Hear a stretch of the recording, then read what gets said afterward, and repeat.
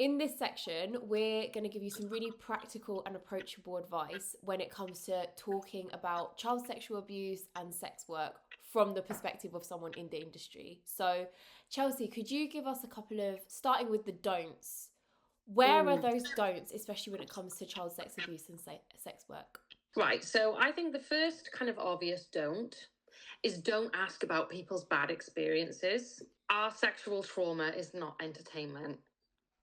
You know, whether or not we've experienced sexual trauma, first of all, is none of your business. But like, it might actually be quite triggering to just sort of ask someone, you know, what their worst experience is. It could be with sex work. You could be just diving into their sexual trauma from a long time ago and they don't want to go there. So it's bad decorum. Don't ask about that. And yeah, don't make joke about locking people in rooms and stuff. Don't make jokes about, you know, rape. Don't make, like, some people, like, it's rare that it happens, but it has happened. You know, joking about like locking someone in a room or not letting them leave, things like that.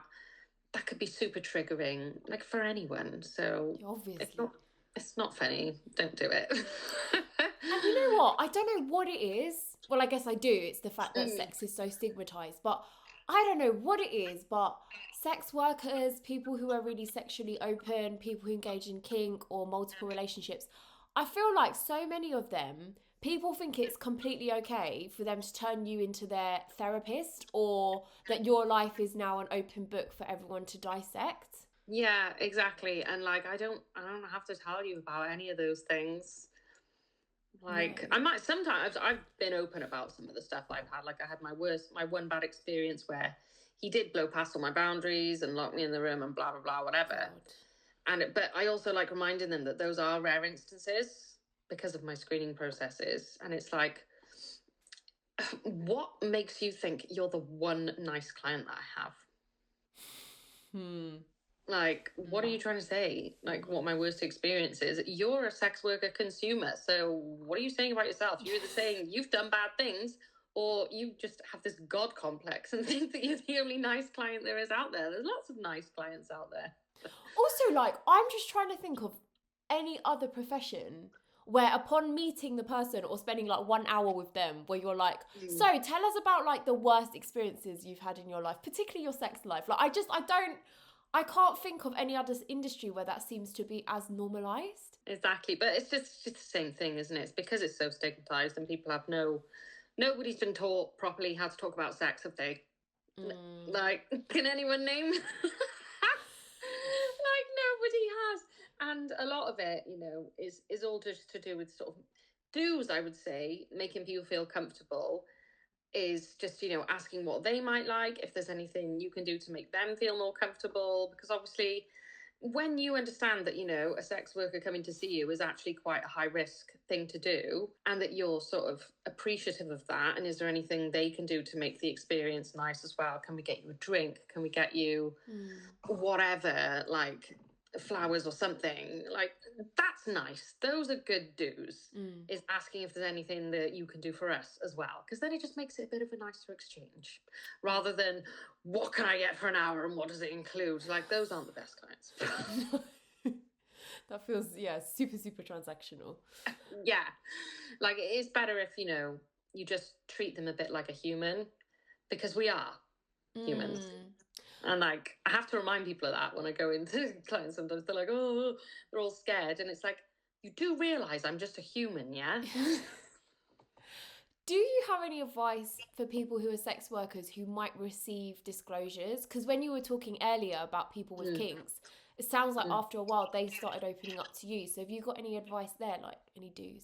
Well, I would just say don't pry too much if they are opening up to you. I always thank them if they feel like disclosing whatever it is, and just be like, well, thank you for sharing that with me. I feel like I can understand your needs a bit better now. But other than that, I mean, I guess it's just tapping into just being a good person. Definitely don't shame them. That I was going to say, so obviously not a sex worker, but my don'ts are don't kink shame, and just remind yourself about what is a fantasy, and, you know, as we spoke about earlier, like we can enjoy the fantasy, we can enjoy the games and the discussions surrounding and then we that. can step back out of it into reality. Exactly, and that doesn't mean we're going to carry it with us. So just be really careful, but also have those conversations. So my do's are do have those conversations, and you know, to stop those fantasies going in directions that no one wants them to come. Like, you know, safe aftercare, having a discussion about how you feel that went. If you're in therapy, like that's a great way to kind of I really do like saying like what I enjoyed about the session, or if they like, or I ask them, what did you enjoy about the session? Was that everything you wanted and needed? Most of the time it's absolutely great.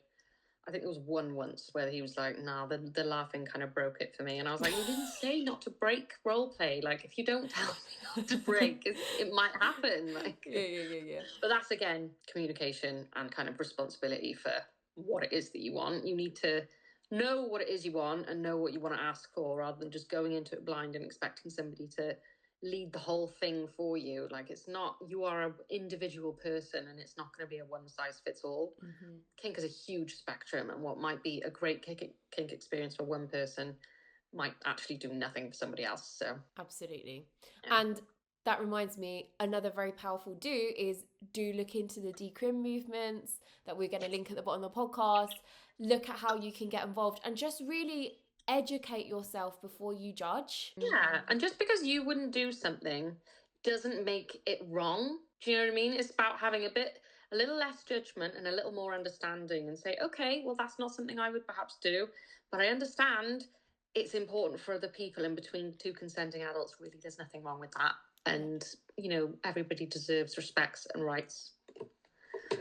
It's not too hard. Beautiful. I love this accent you do when you're really trying to hammer down a point. I know, it just comes out of nowhere, doesn't it? Super impressed. It's like the Welsh suddenly becomes like Irish diva. A little bit, yeah. We love it. We love it. Thank you once again. Thank you so much for listening to what we had to say about this theme. Did you know you can also find the longer version of the episode and the do's and don'ts episode in the same place on our website? Just head to www.secretsworthsharing.com/content and you can find all the episodes linked by theme alongside the transcripts, written text versions of the do's and don'ts, and video versions of all of our content. See you there. Thank you for having a difficult conversation with serious joy. Bye.